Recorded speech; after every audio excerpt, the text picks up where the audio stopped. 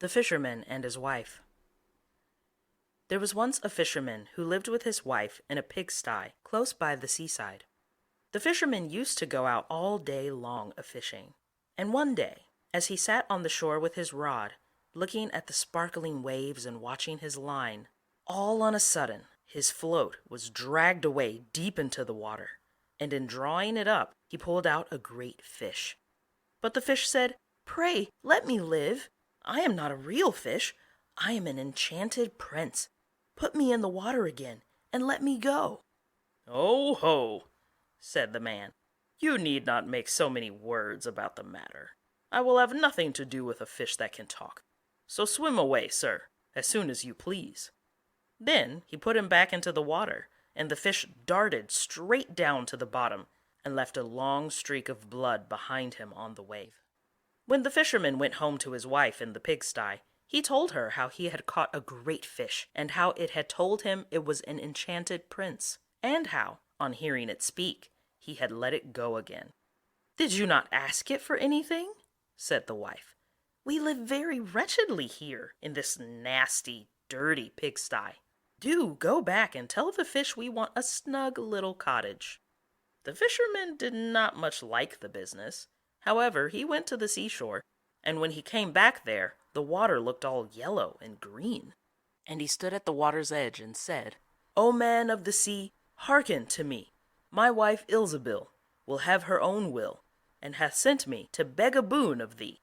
Then the fish came swimming to him and said, "Well, what is her will? What does your wife want?"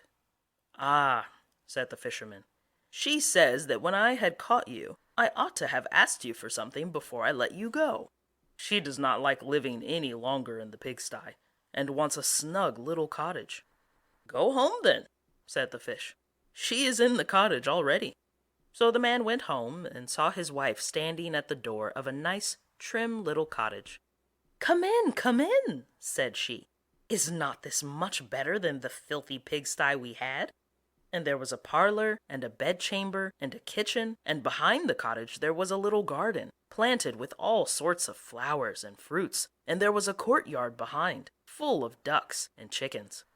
"Ah," said the fisherman, "how happily we shall live now." "We will try to do so, at least," said his wife. Everything went right for a week or two, and then Dame Ilsebil said, "Husband, there is not near room enough for us in this cottage. The courtyard and the garden are a great deal too small. I should like to have a large stone castle to live in. Go to the fish again, and tell him to give us a castle." "Wife," said the fisherman, "I don't like to go to him again, for perhaps he will be angry. We ought to be easy with this pretty cottage to live in." "Nonsense," said the wife. "He will do it very willingly, I know. Go along and try."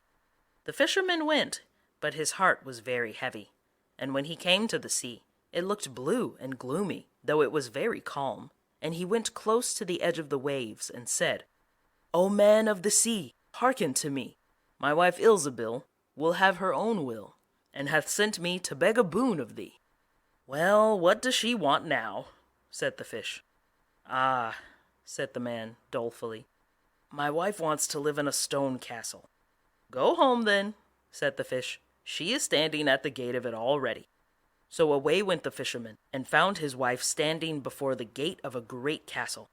"See," said she, "is not this grand?" With that they went into the castle together, and found a great many servants there, and the rooms all richly furnished, and full of golden chairs and tables. And behind the castle was a garden, and around it was a park 1/2 mile long, full of sheep, and goats, and hares, and deer, and in the courtyard were stables and cow-houses. "Well," said the man, "now we will live cheerful and happy in this beautiful castle for the rest of our lives."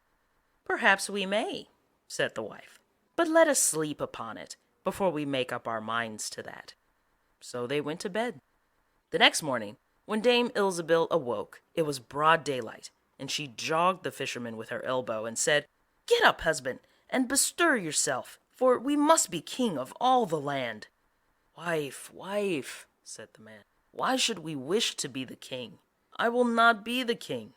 "Then I will," said she. "But wife," said the fisherman, "how can you be king? The fish cannot make you a king." "Husband," said she, "say no more about it, but go and try. I will be king."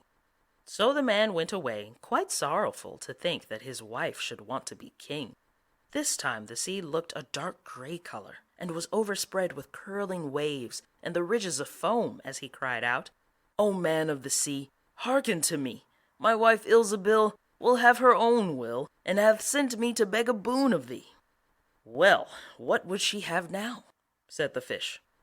"Alas," said the poor man, "my wife wants to be king." "Go home," said the fish. "She is king already."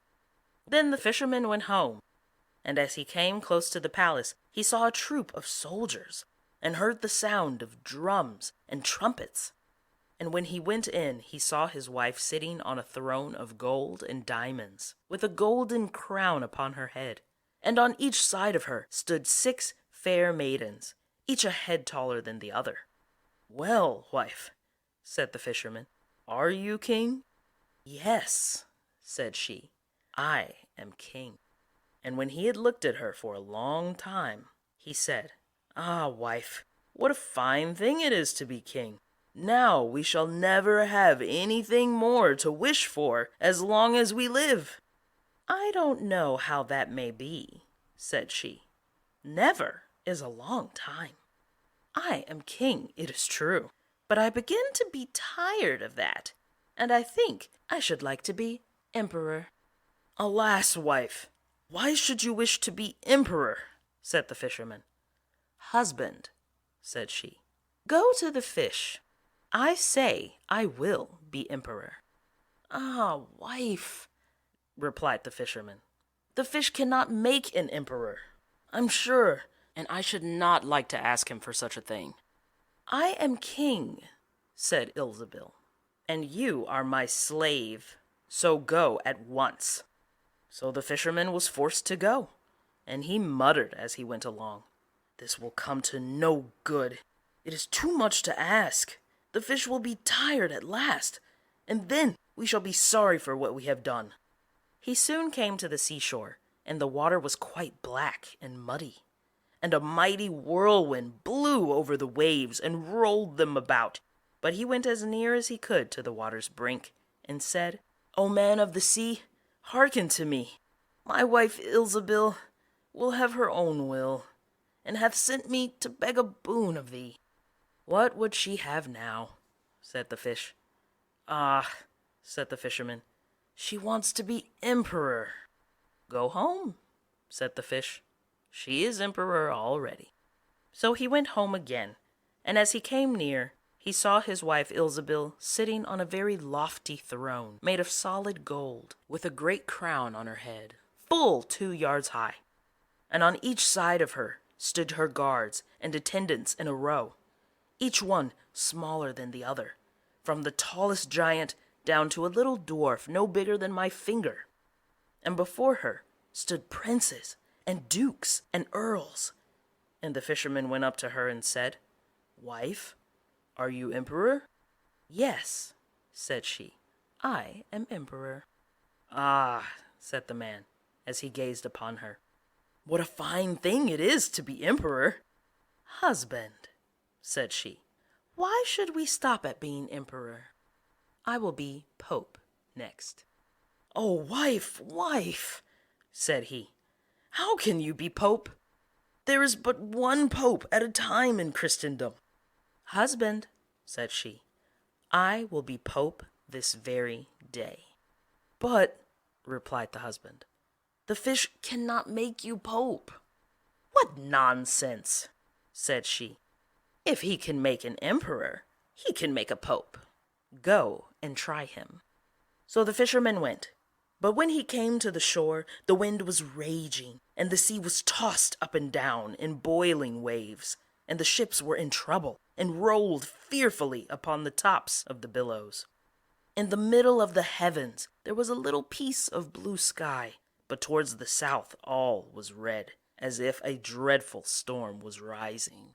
At this sight, The fisherman was dreadfully frightened, and he trembled so that his knees knocked together. But still he went down near to the shore, and said, "O man of the sea, hearken to me. My wife Ilsebil will have her own will, and hath sent me to beg a boon of thee." "What does she want now?" said the fish. "Ah," said the fisherman, "my wife wants to be Pope." "Go home," said the fish. "She is Pope already." Then the fisherman went home and found Ilsebil sitting on a throne that was 2 miles high, and she had 3 great crowns on her head, and around her stood all the pomp and power of the church. And on each side of her were 2 rows of burning lights of all sizes, the greatest as large as the highest and biggest tower in the world, and the least no larger than a small rushlight. "Wife," said the fisherman, as he looked at all this greatness, "are you Pope?" "Yes," said she, "I am Pope." "Well, wife," replied he, "it is a grand thing to be Pope. And now you must be easy, for you can be nothing greater." "I will think about that," said the wife. Then they went to bed, but Dame Ilsebil could not sleep all night for thinking what she should be next. At last, as she was dropping asleep, morning broke, and the sun rose. "Ha!" thought she, as she woke up and looked at it through the window. "After all, I cannot prevent the sun rising." At this thought, she was very angry, and wakened her husband, and said, "Husband, go to the fish and tell him I must be lord of the sun and moon." The fisherman was half asleep, but the thought frightened him so much that he started and fell out of bed. "Alas, wife," said he, "cannot you be easy with being Pope?" "No," said she, "I am very uneasy as long as the sun and moon rise without my leave. Go to the fish at once." Then the man went shivering with fear, and as he was going down to the shore, a dreadful storm arose, so that the trees and the very rocks shook. And all the heavens became black with stormy clouds, and the lightnings played, and the thunders rolled, and you might have seen in the sea great black waves, swelling up like mountains with crowns of white foam upon their heads. And the fisherman crept towards the sea, and cried out, as well as he could, "O man of the sea, hearken to me. My wife Ilsebil will have her own will, and hath sent me to beg a boon of thee." "What does she want now?" said the fish. "Ah," said he, "she wants to be lord of the sun and moon." "Go home," said the fish, "to your pigsty again."